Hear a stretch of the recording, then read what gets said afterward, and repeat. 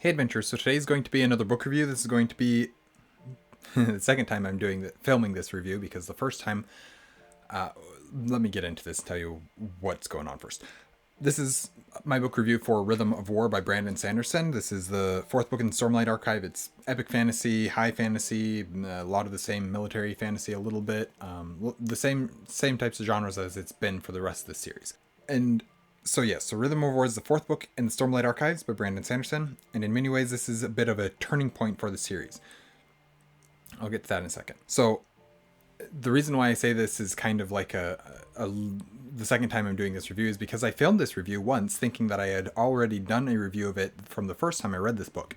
Turns out I hadn't, and so the review that I did, which was completely predicated on the fact that I had previously done a review, didn't make sense, and so I have to re-review this, and so I went and basically retooled my entire outline here for my review, and hopefully it makes a little bit more sense now.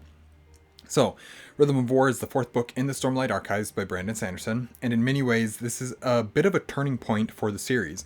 Not so much story-wise, although it is that to some degree, but rather in the writing itself.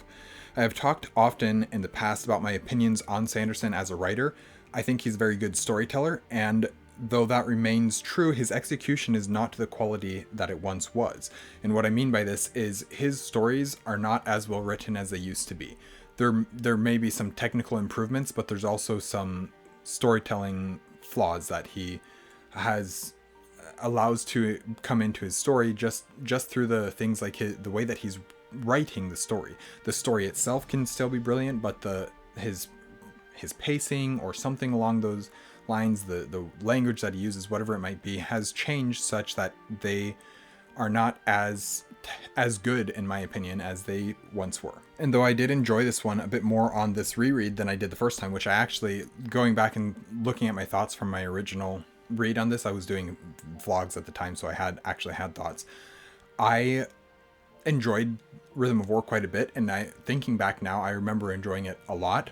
But I also, coming back to it this time, I'm approaching it from a completely different perspective on Sanderson, on the Cosmere, on reading and stuff, because I've grown since, I think it was 2021 when I first read this book, and so I've grown quite a bit as a reader since then, and my opinions have changed quite a bit.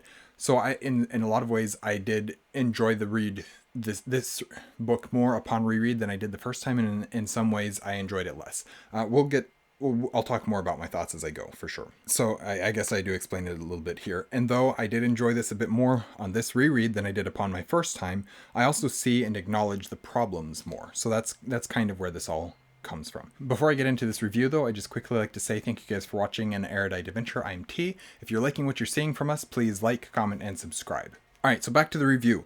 This book opens up differently than the previous three books have, and instead of picking up moments after we ended, it is actually about 1 year. There's a time jump of about 1 year. Because of that, there's a lot that has happened over the last year that we did not get to see. Character arcs continuing off page, relationships growing, events happening, etc. In some ways, this is good and necessary for the advancement of the story, but at the same time, we do feel that loss of time. We feel like we're missing something because there has been a 1 year time jump. By the time you're watching this review, you should be able to go back and watch my review of Dawnshard, which is the novella set between the events of Oathbringer and Rhythm of War.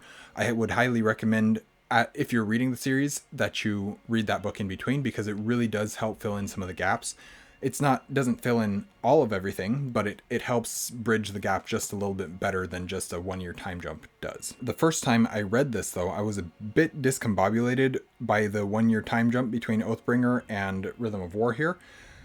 And that was upon my first read, and when I say discombobulated, I'm not trying to say like I didn't understand anything that was going on. It was more of just, it took me a solid moment to catch up with what was going on in my head, because I assumed, based on the pattern of the previous three books, that we were going to follow that same pattern and just go right into book 4, and then we didn't. And so there was so many new things that had changed that it really was it caused me to take a step back and have to get my bearings a little bit before I could actually go into the story and understand it. That wasn't the case this time around, though, and I think that's mainly due to me knowing to expect it this time and being able to pay attention to why he did what he did, meaning why he chose to use that one-year time jump. Also, reading Dawnshard, as I mentioned, reading Dawnshard in between them helped as well.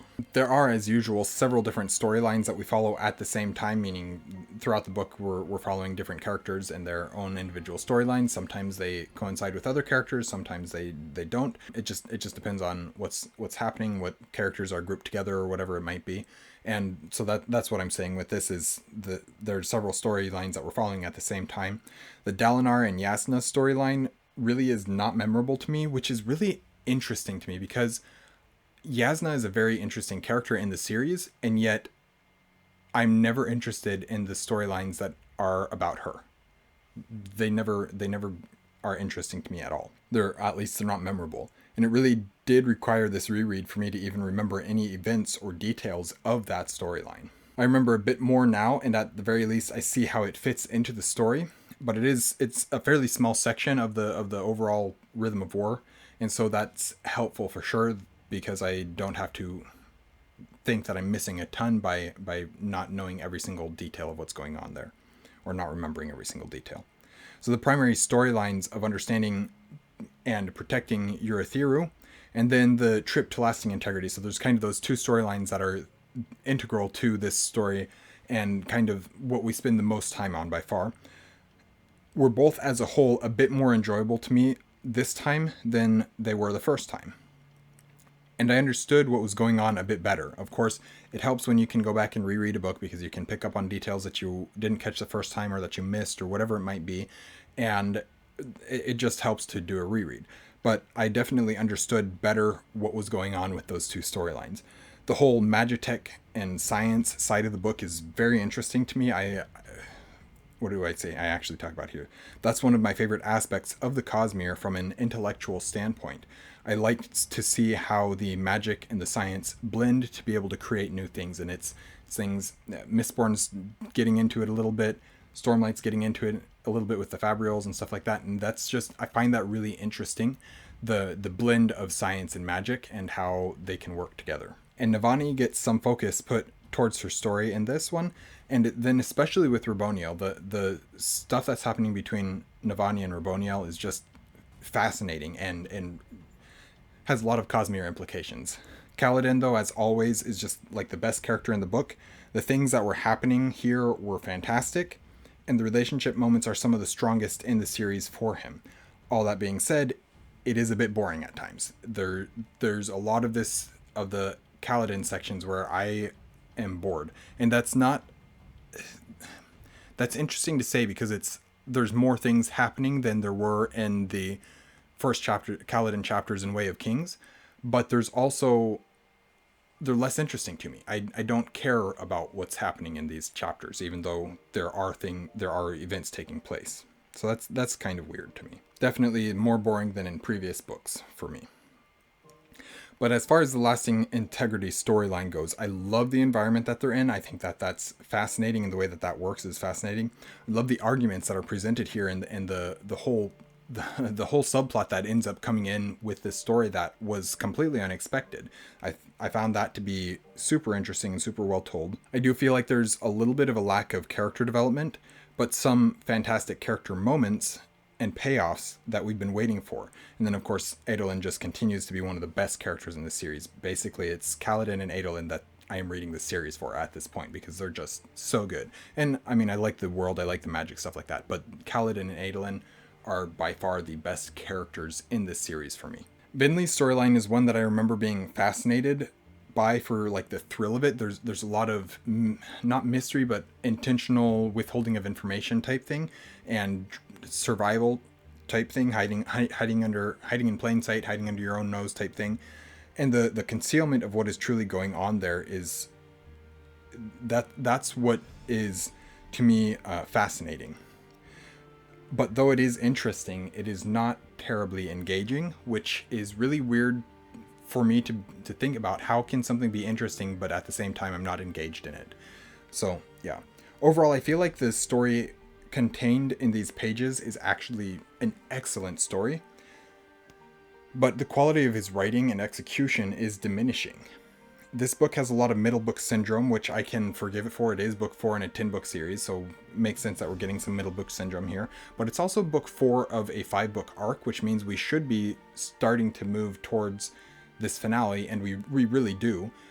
And I can actually forgive some middle book syndrome for this book, quite a bit of it, because we're in a very unique position with being in the middle of an arc, but also in the middle of a massive 10-book series. So I can forgive that middle book syndrome to quite a bit, especially because there is a lot of good left in this book. I have written here, this book has a lot of middle book syndrome, but at least it still feels like epic fantasy and like it belongs in the world of the Stormlight Archive. And that is kind of tying over into my review of the next book in the series, which is Wind and Truth. And once you see that, you'll kind of understand why I'm saying that this one still feels like high epic fantasy Stormlight Archive. It still feels like it belongs in the series. Yeah, so that's basically my thoughts on Rhythm of War by Brandon Sanderson. I am getting tired of holding up this book. I'm probably going to also film my Wind and Truth review today, so my hand's going to be tired and sore by the time I get done, but that's all right. Anyways, yes, those are my thoughts for Wind and Truth, those are my thoughts for Rhythm of War upon reread and upon re-recording a review, because the first time I recorded it, the writing that I had for it the first time was not an accurate reflection of what was going on. So I will stop rambling there. Thank you guys for watching an Erudite adventure. We have our social medias linked in the description down below, and we post videos every Monday and Thursday. We'll see you guys again soon. Stay well.